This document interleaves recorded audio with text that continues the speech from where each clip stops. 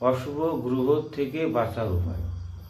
আপনাদের যখন গ্রহ খারাপ থাকে তখন আপনাদের নানান অসুখ বিসুখ, অশান্তি, ব্যবসা খারাপ এরকম চলে আসে।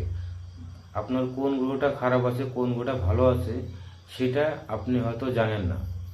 তার জন্য আপনারা জ্যোতিষ অ্যাস্ট্রোলজারের কাছে গিয়ে আপনারা পাথর ধারণ করেন। আপনাদের কোনো পাথর ধারণ করতে হবে না।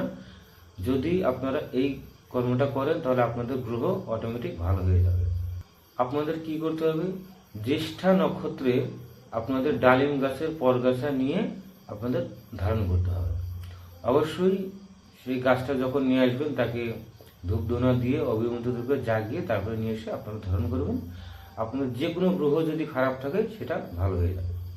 তো আপনারা ভালো থাকুন, সুস্থ থাকুন, দেখা হবে পরবর্তী ভিডিওতে। ভিডিওটা ভালো লাগে তাহলে অবশ্যই একটা লাইক দেবেন। ভালো থাকুন, সুস্থ থাকুন, দেখা হবে পরবর্তী ভিডিওতে। জয় গুরু, জয় বাবা কাল।